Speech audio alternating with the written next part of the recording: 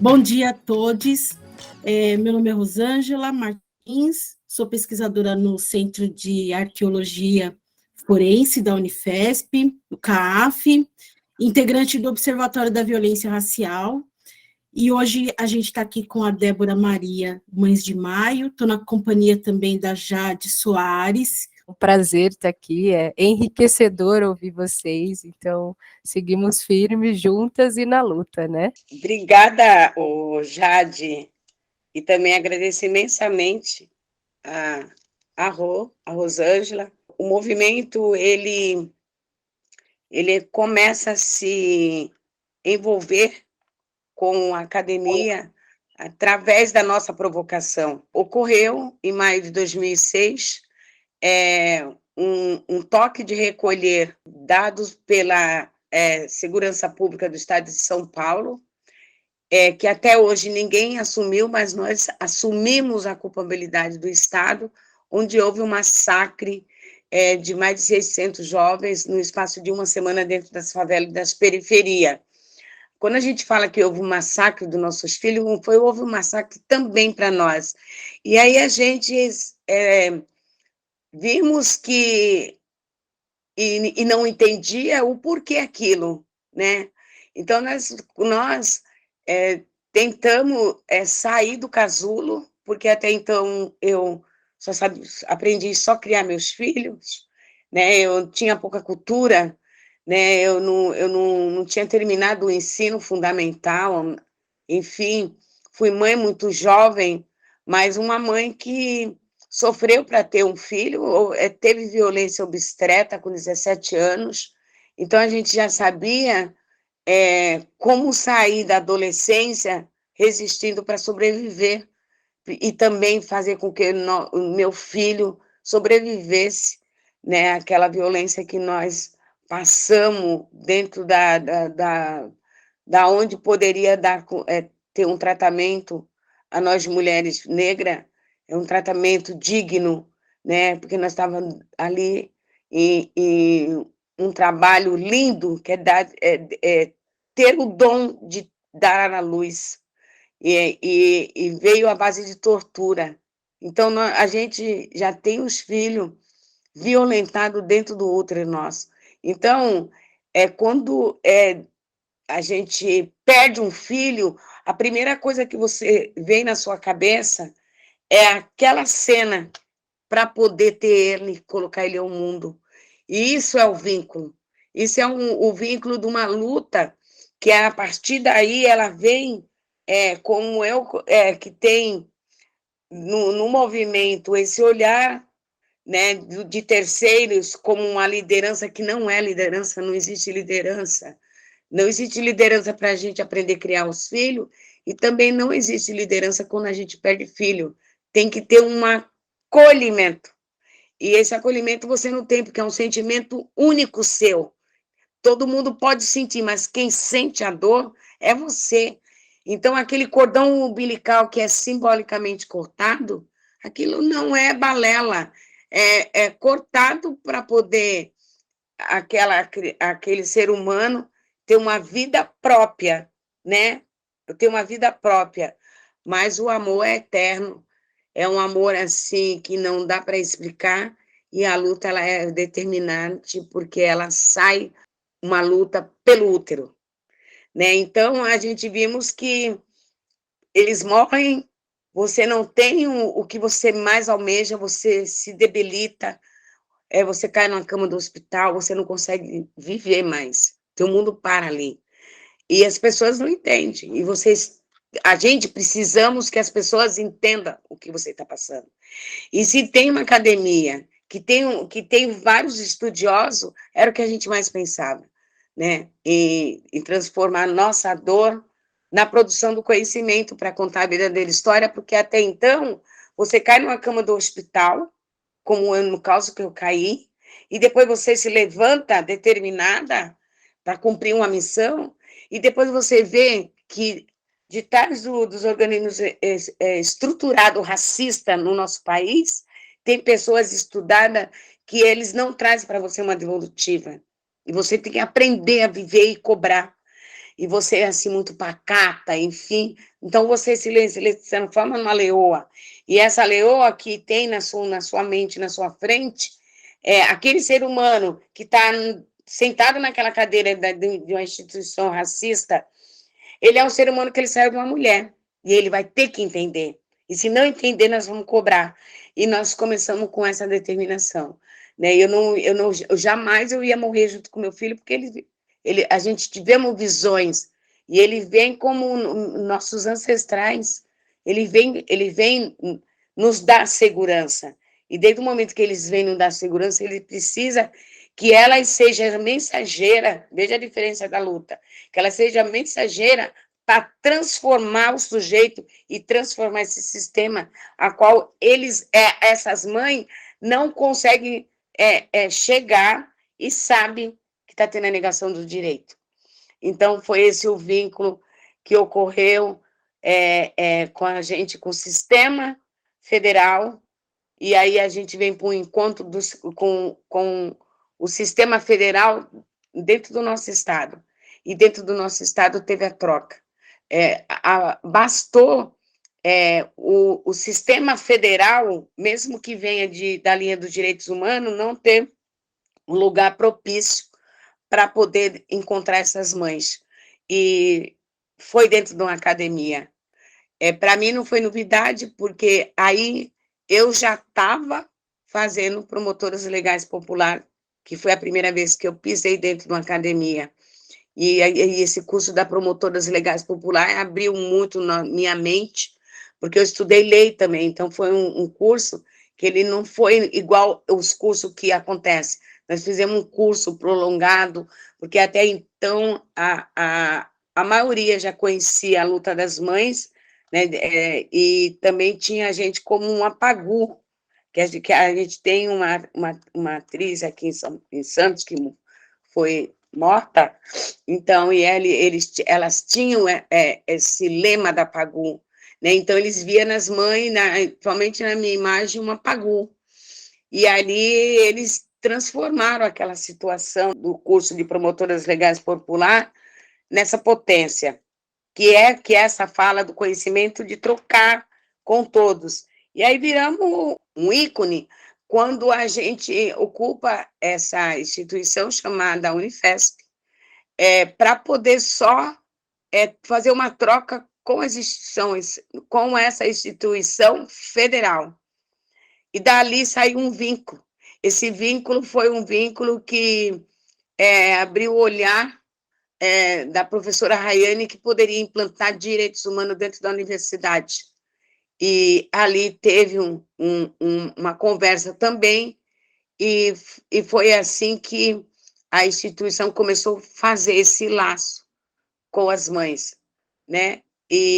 Mas não deu certo, porque veio o recurso no final do ano e não poderia mexer. E esse recurso que veio era uma parcelinha para ter um local dentro da instituição desse acolhimento. Desse acolhimento, porque a gente acreditava que só uma universidade poderia contar a nossa história, do que a gente não encontrava dentro das instituições, né, instituições racistas, que é o Ministério Público, né, e por aí vai, e as próprias polícias judiciárias deles. Aí foi quando a gente também se decepcionou, porque a gente não conseguiu essa sala dentro das instituições de acolhimento, de fazer uma terapia com essas mães, um espaço seguro para poder nós se juntar, para poder ter reuniões, porque a gente tinha medo de fazer um espaço, porque a gente estava muito visada, não era medo, era receio, porque tendo um espaço, qualquer fascista sabia onde nós estávamos, e a gente sabia que a gente estava mexendo com coisa grande, né, que é a segurança pública, e os outros interessados, né? Então, dali saiu esse vínculo com a universidade, e dali, mesmo que nós não conseguimos esse espaço de acolhimento, a universidade tocou, né, houve acolhimento dos próprios estudantes da universidade, foi transformando, e a gente acompanhando e batendo, assim, de não ter o espaço, mas ali também sendo um acolhimento, porque a gente fazia roda, e aquelas rodas de capoeira, assim, aquela roda, um olhando para os olhos do outro, aquilo ali deu uma energia muito, muito gratificante, porque já tinha um olhar de direitos humanos. Mas a gente não ficou muito dentro dessa lógica, né, até então, porque a gente começou a ver os trabalhos acadêmicos indo saindo, e começou a ir e era muito, então, como expandiu os trabalhos acadêmicos, a gente começou também a se cansar e ver que nada saía das prateleiras das universidades, e era no geral, não era só da Unifesp, porque a gente até então, a Unifesp, a gente começou a ver que estava tendo uma transformação do sujeito com as nossas falas, mas a gente queria muito mais, a gente via as hierarquias tentando também violar aquele estudante. Geralmente a gente vimos alguns episódios de pessoas negras sendo como sofrendo praticamente bullying, né, dentro da própria universidade. A gente está falando de Campo Baixada Santista, e a ponto de ter um homicídio próximo a 100 metros da universidade, e ali foi crucial quando houve sair, e a gente pegamos e orientamos todos como era o modo de trabalhar essa emoção para não perder a razão, mas ninguém muito escutou nós, e a gente vimos que a luta era muito mais, porque tinha que partir de dentro da instituição como tudo, não daquele núcleo. E a gente viu umas promessas do responsável pela instituição, essa é a nossa crítica, que não avançou.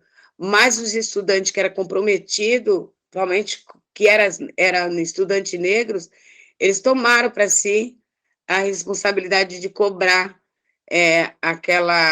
aquele funcionário que foi executado.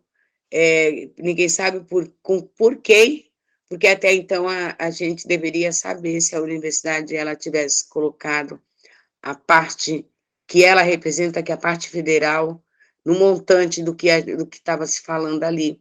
Então, mas a resistência foi muito grande, né? Aí saímos dali mais fortalecido ainda, porque as estudantes acabaram sendo perseguidas, as mães saíram na defesa das estudantes, foram as estudantes, elas responderam o que deveria responder, era o algoz do funcionário, não aquelas estudantes por resistir ali dentro. Não foi fácil, não é fácil.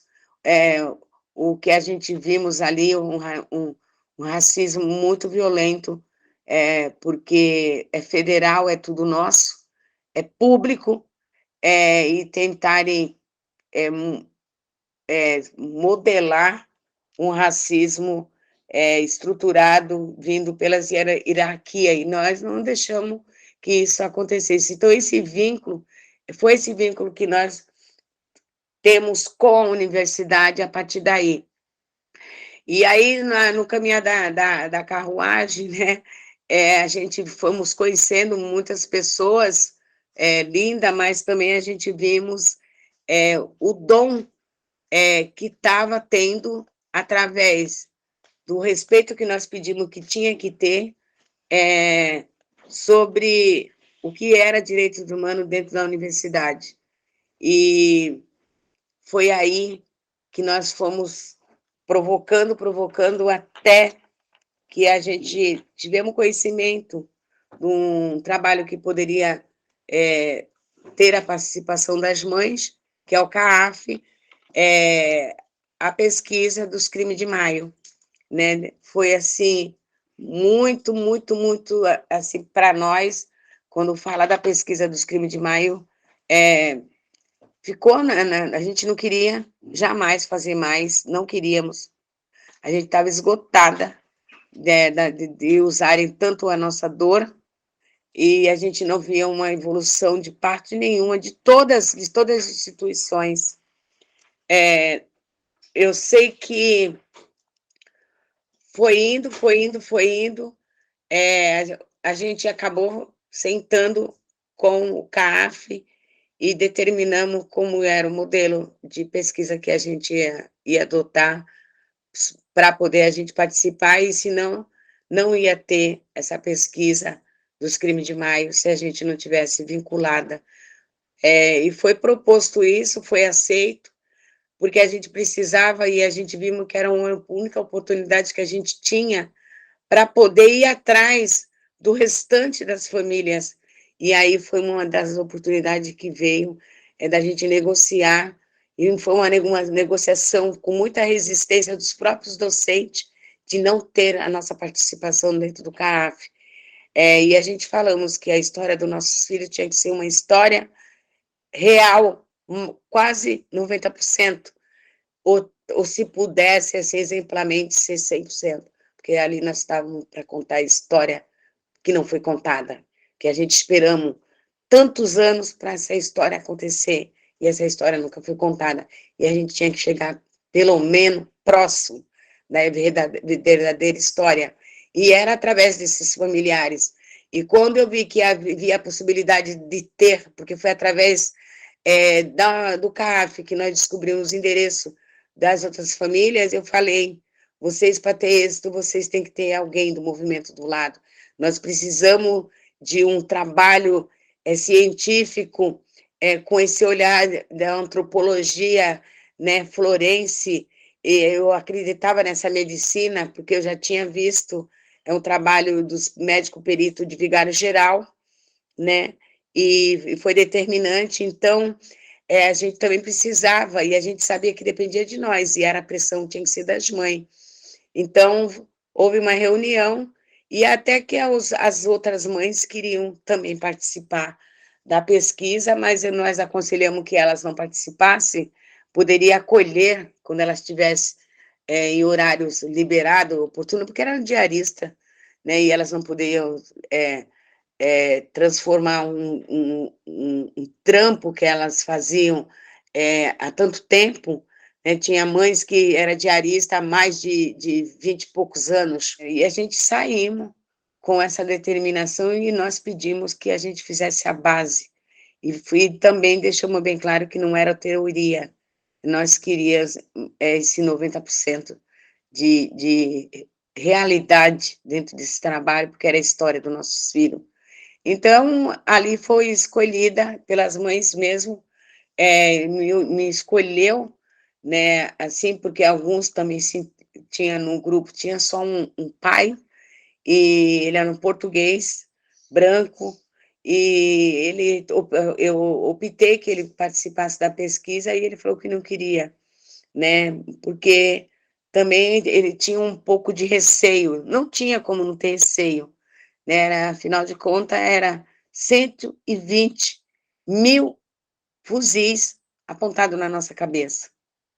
E a gente tinha que ter cautela. A gente estava mexendo no vespeiro. Mas eu tinha uma missão, essa missão não tinha como, não tem como, não tinha e nem tem como evitar de retroceder, né, porque é uma missão da luta pelo útero, né, eu me comprometi com aquela situação que ocorreu no hospital, do aparecimento do meu filho, me chamando para ir para a luta, e não foi uma visão qualquer, não foi um delírio qualquer, não foi um emocional de uma mãe que perdeu um filho, mas sim, ele veio e mostrou marcas no meu corpo, né, que era para mim se levantar daquela cama e seguir com essa luta. Então, eu tinha essa visão e eu fui. Nós fomos para Quebrada, junto com pessoas, com a equipe, assim, também de pessoas de serviço social, pessoas humildes, não hierarquizadas, e fomos com essas pessoas que tinham uma determinação da transformação e do acolhimento das mães. E nós fomos fazer esse trabalho de base. E lá fomos com diálogo com todos os familiares, e conseguimos no objetivo a gente fazia o plano de trabalho, e esse plano de trabalho foi muito centralizado nas famílias, e só foi possível, dito até pela equipe de profissionais, né, que só teve facilidade porque o movimento estava ao lado. Dali a gente tivemos um resultado positivo. Foi um resultado que, nas páginas de todos os materiais que nós tivemos acesso, não existe a cor da pele. Então, você vê que o massacre do Maio não foi determinante, que aquele indivíduo, ele, por mais que ele foi dividido, né, que é dividido pelos cartórios, a cor negra, que eles colocam pardo, aquele indivíduo não tinha identificação que cor ele tinha, né? A gente vimos os materiais muito fragilizados para o teu pouco conhecimento, né? E, ao mesmo tempo, a tua sabedoria. É um conhecimento não acadêmico, mas a tua sabedoria que vem do sofrimento, porque você aprende no sofrimento a sobreviver, sabe? Então, a gente fomos, assim, escrevendo a nossa história, entendeu? E pedindo que as universidades quebrassem esse protagonismo, desse copia e cola, da teoria, falar pela teoria e produzir esses profissionais meia-boca que aceita o racismo estrutural, o que ele estava me devolvendo, a negação do nosso direito, eles foram treinados para isso dentro da academia, e a academia, elas muitas vezes servia para isso, e serve para isso, para a construção do capital e também do racismo estrutural. Porque nós levamos para dentro do CAAF essa palavra racismo dentro do processo de um debate muito forte que foi pelos nossos pares da equipe, alguns brancos, mas moradores de favela e de periferia, que acreditavam na luta das mães, que acreditou na luta das mães.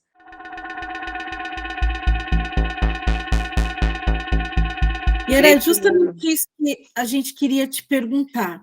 Você trouxe dois elementos, assim, também, dentro desse contexto, que é a modificação dessa cara da universidade, quando pessoas da periferia, pessoas pretas, entram para estudar, que elas já vêm de um lugar de luta.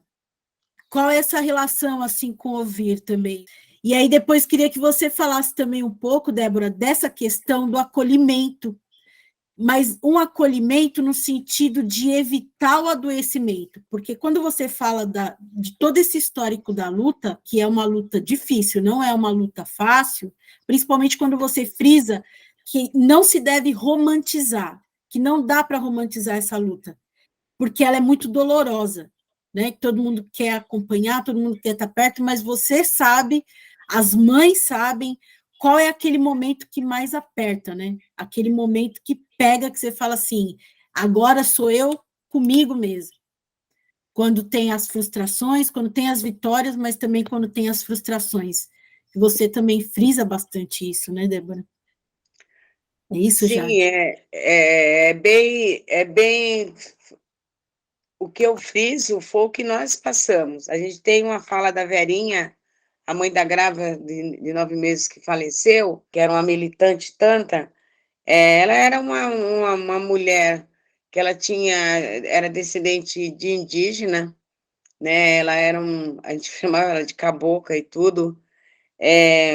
Ela tinha uma filha dos olhos verdes, loira, e ela foi executada grávida de 9 meses. Ela fazia essa pergunta, né? Ela fazia essa pergunta, e ela fazia essa pergunta o tempo inteiro. Por que a filha dela morreu? E por que foi o primeiro inquérito arquivado, né? Ele foi arquivado no próprio ano de 2006, no final do ano. E era do grupo, era uma grávida de 9 meses. É incrível isso. Então, ela viu também que ela sofreu esse baque. Ela também sofreu esse baque como uma pessoa branca, de moradora de periferia, mesmo que ela morava no centro de Santos. O centro de Santos parece mais a nós aqui da periferia de Santos, a gente é muito mais instalado, tudo, pessoas alegres, enfim, de que se tornou o centro de Santos, né? Só não perde para a favela das Palafitas, né? Que existe aqui em Santos. Mas, enfim, então a Vera ela tinha sempre essa provocação para a academia. Ela queria que a academia entendesse que a filha dela não tinha um CPF robusto. E ninguém entendeu isso da Vera, né? A ponto dela sofrer um impacto muito grande, dela não ter esse acolhimento por causa da cor da pele da filha. Poderia ter sido assim um estalhalhaço que a mídia fizesse. Era uma grávida de 9 meses, ela estava na véspera de ter neném, né? E a Vera não se conformava, nem nós também, porque a Ana Paula é o símbolo do grupo da gente, né? Enfim. E depois ela viu também uma exclusão. Ela viu uma exclusão como mãe. E nós ficamos no lugar dela, até porque ela sentiu um primeiro impacto do adoecimento por a falta do acolhimento ali, quando ela viu um banner de um trabalho que eu não vou citar, de instituição, porque foi muito lamentável o que aconteceu. A gente estava no Rio de Janeiro e quando a gente chegamos para a atividade, a foto da filha não estava, porque era uma menina loira. E a Vera teve o princípio de infarto ali, né? O AVC dela deu assim bem fraco, mas deu. Então, para você ver o impacto da exclusão dessa mãe.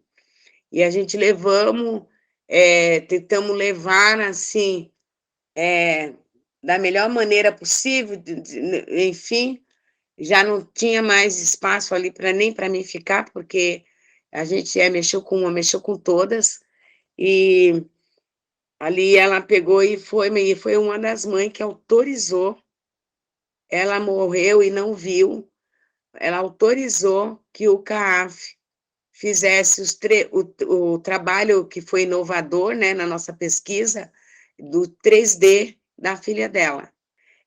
Ela morreu antes de apresentar esse trabalho, né? Mas foi muito comovente de ver o 3D de uma grávida de 9 meses, né? E como a forma que o Estado matou a filha dela dentro do útero, né? E a Vera está presente e vê como é que mataram a neta dela junto com a filha. A gente se pôs no lugar dela. Então, o acolhimento é fundamental em tudo que é circunstância, principalmente nós que somos resistência, porque nós somos pobres, nós somos negros, então nós temos que ser resistência. E a gente mostra muito esse acolhimento, independente da cor da pele, no grupo das mães de São Paulo. Até porque nós temos mães brancas, igual a Vera, entendeu? Nós temos mãe que a Vera se considerava branca, mas a gente achava ela mestiça, né? Mas ela teve filhos brancos. A gente tem mães brancas que teve filhos brancos. Então, a gente não podia fazer essa exclusão. Se a gente estava lutando por uma inclusão, não podia ser excluído, até porque a gente não estava com pessoas brancas trabalhando na base, acreditando na luta, pretas, quer dizer, a gente estava com pessoas brancas, mas que não se identificava pela cor da pele, mas sim pela cor da luta. Então, a gente tinha que mostrar que o trabalho das mães de maio era acolhimento. Mas tem uma coisa também que você traz que é de extrema importância, que isso é o que é o diferencial também das Mães de Maio, que é no...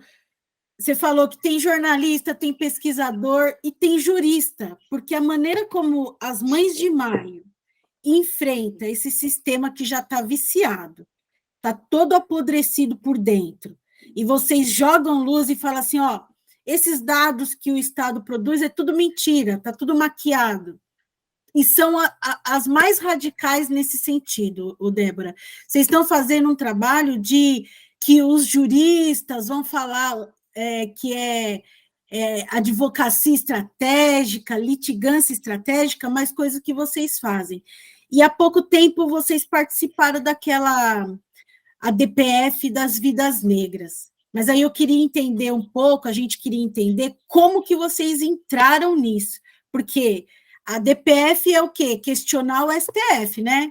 Que ele reconheça que tem algo errado, que tem aí um genocídio em curso. E aí, em nome das mães, mas eu queria que você falasse pelo viés das mães, não pelos viés dos juristas, de quem ficou lá estudando, escrevendo, é de quem sente na carne.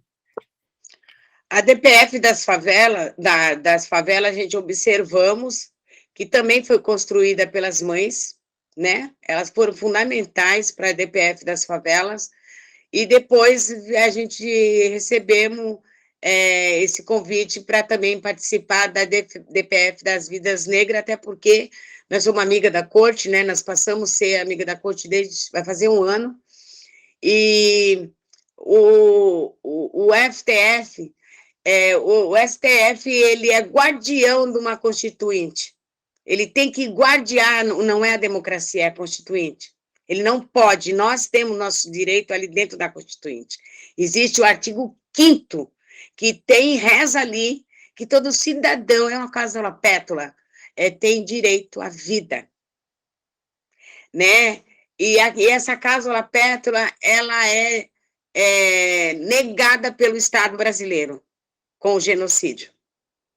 E o guardião da Constituinte, eles colocam uma venda nos olhos, porque a gente parte pelo esse pressuposto que, primeiramente, a vida.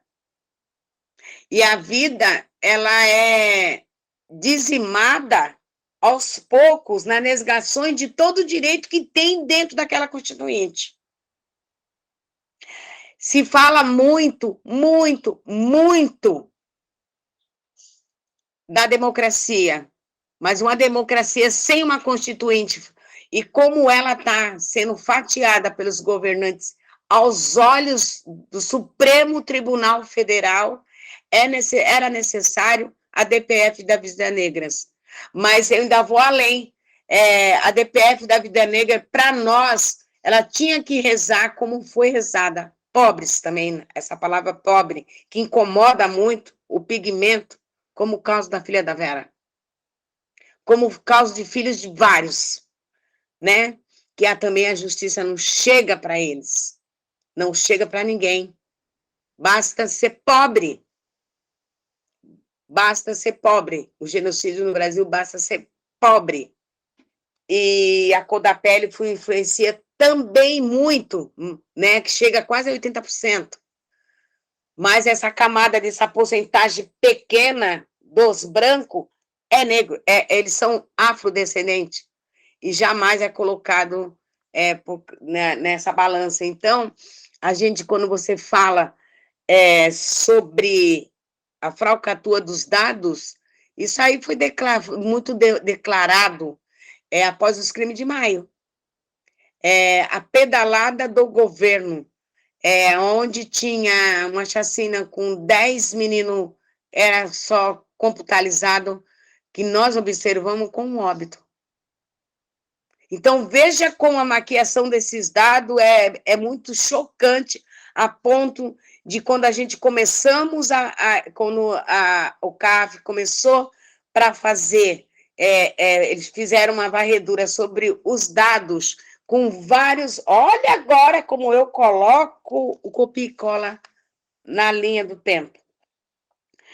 Os dados das pesquisas que foi comparado junto com a listagem do movimento das mães, foi a única que foi fundamental, foi a única que foi a mais correta, e mesmo assim, não é correta 100% por cada pedalada, né? Que a gente não fizemos uma varredura e tentamos fazer, que a gente não se conformava, que tinha uma cidade aqui em Santos que não tinha dados de mortos em maio. Se foi lá que aconteceu o primeiro atentado do estado de São Paulo, né?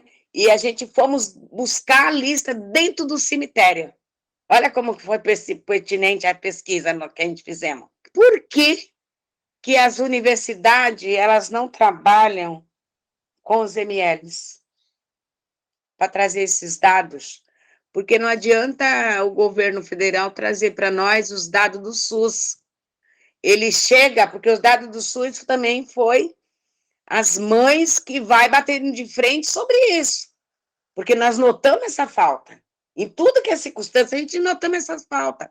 E nas comparações das pesquisas dos estudiosos, antes da gente entrar com essa pesquisa do CAF, a gente viu que os nomes não batiam, os números não batiam, tinha número dobrado, uma sobrevivente, mas a gente chegava na casa, a gente tinha morrido, provocado por aquilo ali, não constava, porque essas pesquisas, elas não acompanham, entendeu? Dá essa produção, mas depois vem fazer uma recapitulação, recapitular, né, com os dados mais avançados, e o enfrentamento só aconteceu indo, assim, nós, mães de Estado, nós somos governo, nós passamos a ser governo social, porque quem pratica tudo é nós. A formação de um bom jornalista, formação, porque a gente trabalha com esses dados, e fazer, quando a gente vê uma mídia diferenciada, esses profissionais passou pelas mães. Porque a gente queria que chegasse onde está chegando, bater de frente com os dados. Os dados é pedalado. A gente também fizemos na pesquisa, a gente foi para dentro do cemitério. E a gente notávamos que tem lá indigente. Mas a gente via que os túmulos deles eram maiores do que os nossos que nós pagamos. Aí querendo saber muito mais. Então, tem que se aprofundar. A pesquisa do copia e cola é a pesquisa mais prática dentro da academia. Por isso que a gente encontrou dificuldade em várias pesquisas. Respeito muito os pesquisadores, os estudiosos, mas no copia e cola realmente não funciona. E a base, muitas vezes, tem pouca demanda, a bolsa não ajuda, a universidade dá uma misgalha nas bolsas, precisa aumentar mais as bolsas desses estudantes para fazer uma pesquisa mais acolhedora, porque a gente viu dificuldade nas comparações. Por que não tem, como as mães pediram em audiência pública, pessoas que não têm reclamantes nos MLs, que tenha um aparelho para colher o DNA daquela pessoa que não tem reclamante, para poder não precisar procurar uma agulha num paleiro, como os familiares da ditadura, né? A gente tem a tecnologia, já pleiteamos muito isso, e isso é acolhimento também. A gente pode pôr um ponto de interrogação dessa discussão, se é um acolhimento. É um acolhimento. Débora, é sempre assim um aprendizado imenso estar te ouvindo, né? A gente percebe que o movimento das Mães de Maio demarca muito bem a questão racial e como o racismo estrutural e institucional operam, sendo esse fato de um problema histórico no Brasil. Então, você, como uma pesquisadora que acompanha o nosso Observatório da Violência Racial, a gente quer saber um pouquinho do que você considera extremamente importante para que seja efetiva essa atuação do OVIR. Então, a gente queria saber como seria essa efetivação desse Observatório da Violência Racial, não só dentro da universidade, mas junto com os movimentos também. Olha, Jade, a tua pergunta não é nem tanto uma pergunta, mas é só uma consideração que você faz. Eu digo para você que o que a gente espera do OVIR é a raiz do problema, tratar a raiz do problema. Não é mais, não seja, a gente não quer mais uma criação de um espaço. mas uma solução nesse espaço. É ouvir, precisa ouvir de baixo para cima. A raiz do problema de todas as instituições é achar que tem que vir de cima para baixo. Não deu certo. Até o dia de hoje a gente não vimos dar certo isso. Precisa colocar a teoria junto com a prática. Ela tem que trabalhar lado a lado, porque o ouvir ele tem que ser acolhedor, não ser mais um aparelho que exclua. Veja bem, os livros que as mães de maio têm não estão na biblioteca da universidade, precisa estar na do CAF, porque ela não é escrita pelas mães. As mães são organizadoras. Elas são escritas pelos nossos, que tem a produção do conhecimento também do Gueto, mas eles têm um diploma, porque eles têm medo de colocar essa prática dentro da academia, porque eu calaram eles.